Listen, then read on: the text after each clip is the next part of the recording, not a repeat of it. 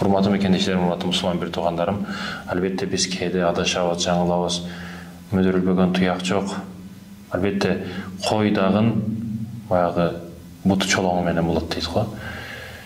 Ошондой экен, биз кайсыл жамаатта болбойлу, кайсы өлкөдө, кайсы чөйрөдө болбойлу, биз ал чөйрөгө кирип сиңип кете турган эмес, ошол чөйрөнү алдыга тарта турган болушубуз керек. Таасир алуучу эмес, таасир берүүчү болушубуз керек. Адамдарды ээрчип кете турган эмес, бизди ээрчите турган кылышыбыз керек. Чындыгында лидер болушубуз шарт. Улуу ийгиликке жеткендерди карасаңыз, алар бул жоопкерчиликти өз мойнуна алат. Башка бирөөгө тапшырбайт. Бул жоопкерчиликти мойнуна алат. Чоң тобокелчилик, чоң акчалар, чоң пайдалар, чоң сооптор деген нерседе. Мисалы үчүн бир продукцияны иштеп чыгарган адамдар чөнөкөй продукты жактан болсун же техника жактан болсун бир нерсени ойлоп тапкан адамдар, алар чоң жоопкерчиликти өзүнүн мойнуна алат. Мен деген көп акчаларды, көп аманаттарды мойнуна алгандыгы үчүн алардын түшкөн пайдасы, айтор бардыгы риск, тобокелчиликке келип такалат. Аллахтыга тобокел кылышыбыз керек, чындыгында. Бүгүн бир иш баштайын десең, адамдар аны кылып койгон дейт да. Магазин ачпайсыңбы десең, магазин толтура элдер ачып койгон дейт. Байкасаңыз, күн сайын жаңы магазиндер ачылып атат. Бардыгынын рызкысын Аллах берип атат. 30 магазин болсо көчөңдө 31-чи кылып ача берсең, клиент келеби, келбейби, ал жагы Аллахка тобо кел. Контейнериңди ач, ал клиент келеби, келбейби, ал жагы тобо кел Аллахка. Айтайын деген маселе, биз бүгүн аракет кылбастан туруп, адамдарга нааразы болуп, Кудайга налыйбыз да. Мага мындайды бербеди, мага андайды бербеди деп. Кудай бир нерсени бериш үчүн биз бир нерсе кылып аракет кылабыз, аракет кылганыбыз үчүн Кудай Таала бизге берекет берет. Ошондуктан токтогосон эч качан мүдүрүлбөстөн, ар бир сыналган тепкичтен дагы чыгыш үчүн, урматтуу мусулман бир тууган, жаштык кезде бул мисалдарды көп уккан болушуңуздар мүмкүн. Эмне үчүн амал кылбайсыздар? Себеби сиздер керектүү маселеде, керектүү учурда укпай калган болушуңуздар мүмкүн. Менин аркасына кийин кылам же эмки жылы кылам деп менин аркасына таштап кое бересиздер, алар ашыкча ой болуп мээңизди ашыкча жүк болуп эле жүрө берет. Ошондуктан керектүү сөздө, керектүү учурда эртең эмес, бүгүн деш керек. Албетте ар бир нерсени бүгүндөн калтырбашыбыз керек. Бүгүнкү ишти эмне үчүн эртеге калтырышыбыз керек? Азыр болбосо качан дегендер жашылыкка жетет, ийгиликке жетет. Азыр болбосо качан? Чындыгында мындай байкасаңыз, биз жакшы иштердин бардыгыны арка сүртүп келебиз, аркага түртүп келебиз. Бүгүн болсо бүрүс күнү дүйшөмбү, понедельниктен баштайм, жума күнүнөн баштайм, эмки жылы баштайм, жаңы жылды 1-декабрдан сөзсүз баштайм дейбиз. Мына канчанчы декабрь болуп калды азыр. Чындыгында да жылдын канчасы өтүп кетти. Сиз кандай пландар түзгөн элеңиз жыл башында? Азыр жылдын аягы келип атат уже. Айтайын деген маселе, биз жакшы нерселердин бардыгын жалкоолук кылып артка түртүп берет экенбиз. Жашым мындайга жеткенде биз мындайча урматтуу мусулман бир тоо чыкпайбыз, мындайча кайра түшөбүз тескерисинче. Чоңойгондо намаз окуйм, чоңойгондо карган аксакал болуп калган учурда намаз окуйм, жакшылык кылам, мурда кармай башка иштерди ойлобо сен. Себеби сен карганың сайын алсызданасың, күчүң болот, күчүң кетет, давление, сахар, бардык оорулар келет сага, түшүк маселелердин бардыгы сага келет. Чоңойгонуң сайын жоопкерчилик чоңойот. Чоңойгонуң сайын жоопкерчилик чоңойот, жаш кыялкечтик жоголот. Себеби чоңойгонуңда үйлөнөсүң, семья деген болот, ата-энеңе кара деген болот. Бир туугандарыңа жардам беришиң керек, өзүңдүн үй бүлөңө жардам беришиң керек, бала чагаңды карашың керек. Айтор кийимге муктаж, бардыгына муктаж. Эмне үчүн бүгүн ата-энелер тынымсыз, тынбай калды? Себеби баласы үчүн муну алышым керек, аны алышым керек. Балам кайсыл жакта жүрөт, анысы бир көйгөй маселе, баламды кийим кече, тамак ашы, анысы бир көйгөй маселе, чоңойгондо үй жайлоо кылып, аны бир жерге турмушка берип же үйлөшүм керек, анысы бир чоң проблема. Кандай кесиптин ээси болот? Элге пайдасы тийеби же зыяны тийеби? Анысы бир көйгөй маселе. Айтып 4-5 проблема, көйгөй маселелерди ойлоно берип, бул жашоолордон сыноолорду өтүш үчүн айдын 15 караңгы 15 жарыктay айдын караңгы күндөрүн өткөрүп жаткан учурда дагы айтор биз ишенишибиз керек, аткарышыбызга ишенишибиз керек. Бардык нерсени аткарышыбызга ишенишибиз шарт. Себеби аткарышыбызга ишенбесек кантип аткарабыз ал нерселерди? Аткарышыбызга биринчиден ишенишибиз шарт. Албетте бул максат жолунда, ийгилик жолундагы эң чоң кадамдардын, мындайча айтканда, ток этер кадамдардын бири бул ишенишибиз керек. Аракет кылышыбыз керек. Ошол нерсеге жетишибизге ишенишибиз керек. Мисалы үчүн бүгүн жолдо баратсаңыз, трассада баратсаңыз, бирөө жакшынакай унаада өтүп кетсе алдынан, же бирөө жакшынакай үйгө жетсе, үйдө жашаса, ага көрө албастык эмес, аларга колдоо көзү менен карашыбыз керек. чындыгында кробас кылгандар көп. Бүгүн огородуна өткүлүп кетсе же машинасы менен бирөө кыска учурап калса рас болбоду дегендер бар. Жок, андай эмес. Тескерисинче ага ошондой кайгылуу учурда жардам көрсөтүш керек, бактылуу күндө кошо бактылуу болуш керек. Чыныгы адамгерчилик ушул эмеспи? Ойду өзгөртүшүбүз керек, урматтуу мусулман бир тууган. Бүгүн биздин паскы эң түпкү баягы кудуктун эң паскы астындагы жаман ойлордон алысашыбыз керек. Бирөөгө мындай зыян берем, бирөөдөн өч алам деген ойлоруңду жогот, себеби өмүр өтө кыска, ал нерселерге өмүр дагы жетпейт. Акыретте бардыгы эсеп таразысына коюлат. Адилеттүү таразы, адилеттүү Аллахтын таразысына коюлган учурда бардыгы сортировка болот. Ошол учурда такташтырып бересиң, кимге өч алышың керек эде, кимге эмне кылышың керек эде. Ага чейин сен тым Аллахтын диниге, иманга, исламга, Куранга кызмат кыл. Эгерде чындыгында биз ислам динибиз болбосо, эмне үчүн аракет кылышыбыз керек бул жашоодо? Мындай ойлонсок, эмне бизди бириктирип турат, эмне бизди ынтымакка жетелейт, эмне бизди жакшы жашоого жеткизет эгер биздин динибиз болбосо? Демек динибиз экен, динибизди Аллах Тааланын буйругун пайгамбарыбыз Мухаммад саллаллаху алейхи вассалам жеткизди. Аллах деген жерде Мухаммад деген нерсе бар. Мухаммад пайгамбарыбыздын үйрөткөн нерселерин үйрөнүп, Аллахтын динине кызмат кылышыбыз керек. Чындыгында, мисалы үчүн, сиз окуп жүргөн китептерин, литературадан окуп жүргөн Толстой болсун, Лев Толстой болсун, же Пушкин болсун, же мен деген баягы географик Кристофер Колумбтан баштап айтор, бардыгыдан күчтүүрөөк, акылдуу дагы, адеп акылакта дагы, дааналыгы дагы, бардыгыдан топ келишкен адам бул Мухаммад саллаллаху алейхи вассалам деп, ошол мусулман болбосо дагы, мусулман эместер дагы мойнуга алып, эң жакшы адам ошол Мухаммад пайгамбар деп туруп мойнуга алып коюшкан. Google'га жазып Мухаммад пайгамбар десеңиз, ким жакшы адам десеңиз, Google дагы мойнуна алып туруп, мына силер жакшы адамдар деп туруп, дүйнө жүзү таң кылып атат, мойнуна алып атат. Мухаммад пайгамбар эң жакшы адам экендигин. Демек ошол эң жакшы адамды аркасынан ээрчишибиз шарт, аркасынан ээрчип, анын жолун жолдошубуз шарт. Албетте, ал молдо болсун, ал бизнесмен болсун, бүгүн адамдар адашат, бардыгы адашат. Адам адашпаган адам жок. Бүгүн бизнесте дагы мисалы үчүн кантип байысам, кандай неме кылсам болот, арамдан байыш керек, арамсыз байыш мүмкүн эмес, адал жолдон байыш мүмкүн эмес дейт. Арам менен байысын дейт. Ошол ою, ошол үчүн ага арам нерселер келе берет. Адал менен байыгандар дагы, мисалы үчүн айылыңызды карасаңыз, адал жол менен байыгандар бар, арам менен байыгандар дагы бар. Тандаш сиздин өзүңүздүн колуңузда. Кааласаңыз арам менен байыңыз, карасаңыз адал менен байыңыз. Эгерде каалоо өзүңүздө, кааласаңыз ошол арам менен байганга барып шакирт түшүп, ошонун жолдорун үйрөнүп, ошол аркылуу бай болушуңуз мүмкүн. Кааласаңыз жакшы жол менен байганга барып шакирт түшүп, ошол аркылуу байышыңыз мүмкүн.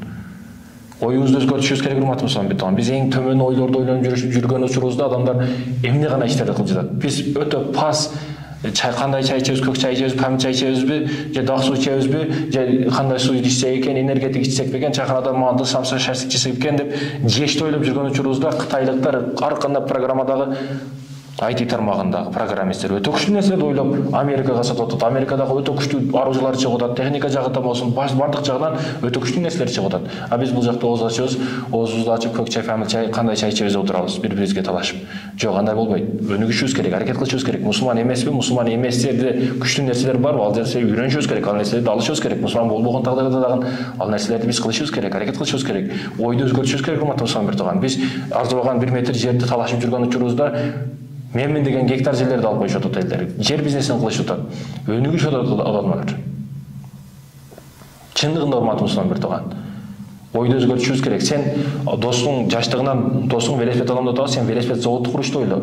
Сен досуң машина алам деп бир машинаны ойлоп атабы, сен машинаны кантип сатышты, кантип Германиядан алып келем, кантип Япониядан, кантип Якутиядан машина алып келем, кантип Литвадан машина алып келип сатам, кантип машина номер жасаса болот. Ошону изжат эт, үйрөн ошону сен бизнести кыл. Кантип Япониядан элдер машина алып келип атат. Болуп жалын, башына эч ким сага бекер үйрөтпөйт. Барып жалынышың керек, агатайым, байкежаным деп анын аркасынан түшүшүң керек сен. Эч ким сага бир нерсени бесплатно бекер үйрөтүп койбойт. Анын аркасынан жүрүшүң керек, кор болушуң керек. Ал дагы себеби ошондой болгон учурунда. Ал дагы кор болуп араң үйрөнгөн. Сен барсаң эле бардыгын оозуңа салып койбойт чайнап туруп. Сен кыйналышың керек кичине. Жеңилдик менен келген нерсе желип учуп кете берет. Оорлук, кыйынчылык менен келген нерсе бир анын кадырын билесиң сен. Ошондуктан ой жүгүртүшүбүз өзгөртүшүбүз керек. Досторуңдан чөйрөңдү чоңураак ал. Жан дүйнөңдү өтө кенен кой. Бир кылмыш кылып койдуңбу? Ал сен кылган кылмышты мурда ата бабаларыбыздан Кудай сактасын, көп кылып койгон, өтө көбүн кылган. Чындыгында бир көзүн көрбү, эки көзү көрбөгөндөр бар. Бир бутун баспайбы, эки бутун баспагандар бар. Айтайын деген маселе, сен бир кылмыш кылдыңбы, сен кылган кылмыштан 10 кылган адамдар бар. Алар жашап жүрөт. Айтайын деген маселе, бир койгон маселени, бир маселени кылып койдуңбу, ага токтолуп, болду эми мен жашоом бүттү, түгөндү, мен эчтекеге жарабайм, эч кимге керегим жок деп ойлоп калбаш керек. Балким ошол нерсе сени аракетке түртөт. Кеше айттым го, сабактарды бирде, чөлдө бир соодагер жатып калат экен. Эми болду, ушул суу дагы жок, башка дагы жок. Эми ушул жерде өлөт экен, эмне Кудайым акыркы жолу мага жардам берип кой деп Кудайга дуа кылат. Дуа кылып турган учурда эле бир капкара чаар алаконда жылан келет. Баягы уш деп келип, үнүн укканда эле коркуп, баягы Кудайдан бир жакшылык сурадым эле, бирок Кудай таала мага эмнени жөнөттүң деп Кудайга арызданып, баягы чөлдө жөнмөлөнүп, жан керек баары. Жыланды көргөндө барды коркот, качып жөнөштү баштайт. 2-3 адыр өткөндөн кийин, 3-чү адырдан кийин ал жагы айыл болуп кетет. Суу бардыгы бар. Айтып ошол кырсык деп ойлогон нерсе ал үчүн жакшылык болду. Кудай таала ошол жыланды жөнөтүп ага жакшылык кылды. Айтайын деген маселе, биз көргөн маселелер бир проблема келип калса, ал биз үчүн жакшылык болушу мүмкүн. Бирөөлөр проблема менен чечет. Проблема менен чечет.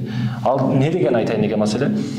Бир көргөн маселе келсе, ага жүгүрөт, буга жүгүрөт, ай кандай арам ойлору келет, мен да койчу алышым керек дейт. Айтып проблеманы үстүгө проблема кылып, проблеманы чечишти каалайт. Жок, биринчи көргөн маселе келгенде ал сенин башыңа келген жок. Сага чейин дагы мурда дагы келип өткөн адамдарга кеңири ой жүгүрүш керек. Кээ бир адамдардын, салих адамдарды ордуна коюп, бул адам мен ордуна болгондо эмне кылат эле деп кенен ой жүгүрүшүбүз керек, урматым. Ойдун өзгөртүшүбүз керек. Чындыгында бүгүн тыйын тыпыр акча түшкөндө адамдар өзгөрүп калат деп, адамдарга ар кандай байларды жаман көргөндөр бар, байлар андай мындай деп. Жок, алар аракет кылган. Алар сен курсагыңды тоюп, курсагыңды сылап жатканыңда, алар тынымсыз эмгектенип, пешене тери чыгып, уктабастан эмгек кылган. Ошон үчүн ошол унааны менеп жүрөт. Ошон үчүн сен жашабаган үйдө жашап жүрөт ал. Ал аракет кылган. Бүгүн көрө албастык кылба, бирөө 5 жетти алдыңа өтүп кетсе, жок, бул жаман деп ойлобо сен. Ал сен тахажутка, багымдыкка турбастан уктап жаткан учурунда, тахажуттун учурунда барып контейнерин ачып, суу ысык дебестен барып, ошол жердеги товарын сатып, ошол жер тирүүлүгүн кылды, аракет кылды. 5-6 жыл кыйналды, өмүрүнүн акырга чейин жыргап жашап атат. Кээ бирөө батыштын күчтүүлөрү айткандай, адамдар 3-4 жылдык бизнести көп дейт. 3-4 жыл кыйналып бизнес кылып, акырында өмүрүнүн акырга чейин жакшы жашашты, кыйын деп билет дагы, а бирөө 40 жыл, 50 жыл айлыкка, 15 миң айлыкка иштеп жүрүштү, жакшы деп ойлойт. Мындайча айтканда туура мунуку дагы. А бирөөлөр айтат, мисалы үчүн, сен айта бересиң андай мындай, бардыгы бизнесмен болуп кетсе, бардыгы акылдуу болуп кетсе, бардыгы неме болуп кетсе, өнүгүп кетсе, ким муну кылат, ким мына жерде көчө шыпырат, ким муну... Жок, сен шыпырба. Бул дегени жаман кесип деген эмес, бул адал кесип, жакшы пешенелериң менен табасың. Бул эмгектерди ким кылат, ким дыйкан болот, ким молдо болот, ким башка болот деп айта берет, тоба кылым. Мисалы үчүн Дубайды алайлы, жөнөкөй эле Дубай. Дубайдын көпчүлүгү арабтар бай жашайт. А биздин кыргыз, тажик, өзбектөр ошол жака барып иштеп атпайбы, чынбы? Демек биз качан экономикабызды көтөрүп, бизде өнүгүп, туризм өнүгүп, биз өзүбүздү өнүктүргөн учурубузда, аэропорттон коноктор келген учурда бири-бирибизди алдабастан, таксиге келген учурда таксидеги адамдар сигарет жыттанбастан, таксини жыпар жыттанып турса, адамдар алдабаса, бүт жылмайып турса, телефон саткан жерде телефондогулар дагы кош мамиле болуп, жакшы мамиле болуп, эч ким алдабаса бири-бирине. Мешиттер таптаза кирсең, барды жокто жылуу мамиле, бардык турист бизге келет да чындыгында. Биз имараттарыбыз, башкабыз жок болгону менен, бизде жылуу мамиле, кулк мүнөзөтү жакшы болсо, бардык турист бизге келет, биз тартылабыз жөн эле. Айтайын деген маселе, урматым Субанбек, биз мусулманчылык чыныгы кулк мүнөзөбүздү көрсөтүшүбүз керек башкаларга. Анан ал кесипти ким кылат, бул кесипти жок. Айтып атам го, мисалы үчүн Россияда көп орустар бай болуп жашайт, биздикилер барып аларга иштейт. Айлыкка иштейт. А биз качан өнүгүп жакшы жашаганыбызда, биз өзүбүз күчтүү иштерди иштегенибизде, биз өзүбүз бизнесибизди курган учурубузда башка бирөөлөрдү тартабыз, башка өлкөлөрдү ишчи жумушчу жетпей атабы, башкаларды алып келебиз. Башкаларга айлык берип иштетебиз. Айтайын деген маселе ушул, урматым Субанбек. Оюбузду кеңирээк алып, кеңирээк ой жүгүртүшүбүз керек. Мисалы үчүн чач тарачканада Орусияда иштеп жүргөн кыргыз көрө албайт дейт. Столун талашат дейт. чындыгында стол талашат. 150 филиал кылып чачтарашкан ачкан дейт. Анын үйүнө барсам дейт, үйдө сартан кече уктайт жатат, жыргап жашайт. Себеби 150 филиалды ачып койду ал. Болсо жаша эле бала дейт. Бирок ошончолук кыйынчылык кылып 150 филиалды ачып койду, азыр эми жыргап жашап атат. Кеңири ибадат кылат, кеңири зикир кылат, кааласа ажылыкка барат, кааласа мектеп салат, кааласа садик салат. Себеби анда доход бар, пайда бар, адал эмгек бар анда.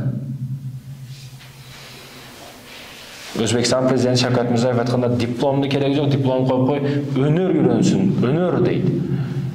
Мисалы үчүн Кыргызстанда 5 жыл окуп, анан дагы бир жерде 5 жыл окуп келип, араң эми 70 000 зарплата алып иштеп аткан кээ бир тааныштарым бар. Бирок бир чачтараштыкты жакшы үйрөнүп алып туруп, 150 000 рублга иштеп жүргөн тааныштарым дагы бар.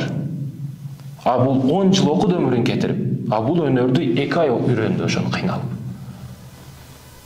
Өнөр үйрөнүшүбүз керек. Жөнөкөй өтүкчү патенттик иш болобу? Жөнөкөй бир чачтараштык болобу? Өнөрсүз адам эч качан жер көрбөйт, жаман болбойт. Буларга өнөр үйрөтүшүбүз керек. Мисалы үчүн телефон чукулашты билсе, жөнөкөй телевизор чукулашты, ремонтту билсе, башканы билсе, ал өнөрү бар. Орусчаны билбесе дагы ал жакшы жерде иштейт. Себеби ал башы жетпеген нерсени алып башы жетет, оңдоп коет.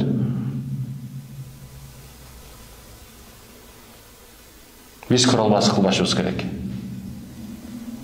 Мисалы үчүн иштеп аткан учурда аны клиенти деп жамандап, аны клиентин алып коюп, башы бардын бардыгы чачтарашканага баргандай, чачы бардын бардыгы чачтарашканага баргандай, акылы бардын бардыгы намаз окуйт да.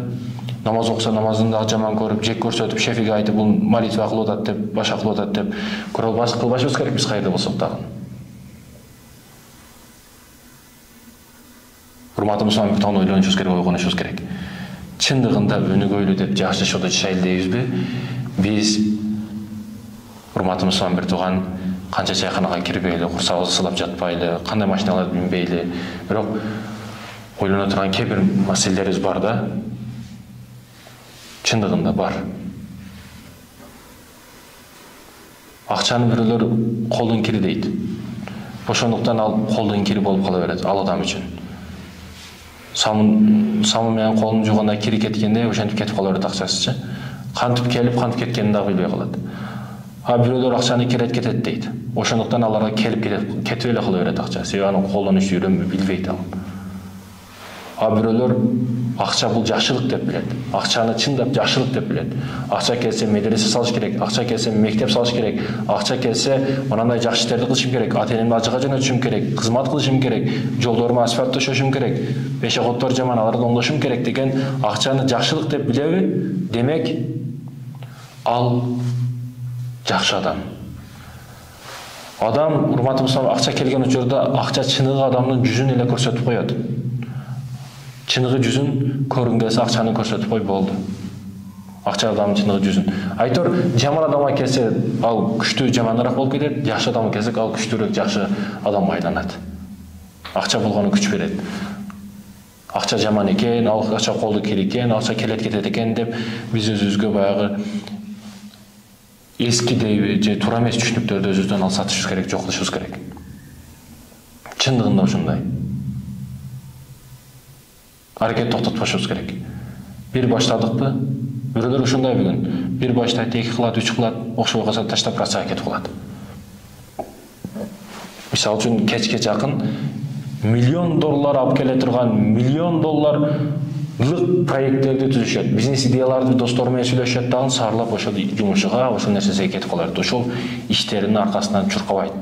Мисалы үчүн Россияда бирөөлөр 5 жыл иштеп, 10 жыл иштеп үй салат. 5 жыл ушул жакта эле бир бизнес проект түзүп туруп, ошонун артынан 5 жыл аракет кылсаң, ал сен өтө күчтүү болуп кетесиң бул жакта.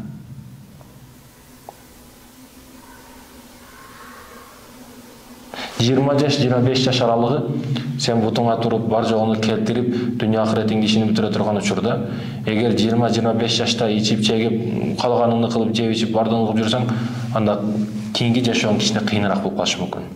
Ошондуктан да айтат го, жаштыкта берсин жумушту, карыганда берсин рахатты деп. чындыгында урматтуу бир тууган, эртең акыретти ойлошубуз керек, акыретте жүзү жарык болуп, пайгамбар саллаллаху алейхи вассаламга иншалла жолуга турган даражада жүзү жарык болуп, ушундай иштерди кылдым, мындай жакшылыктарды кылдым деп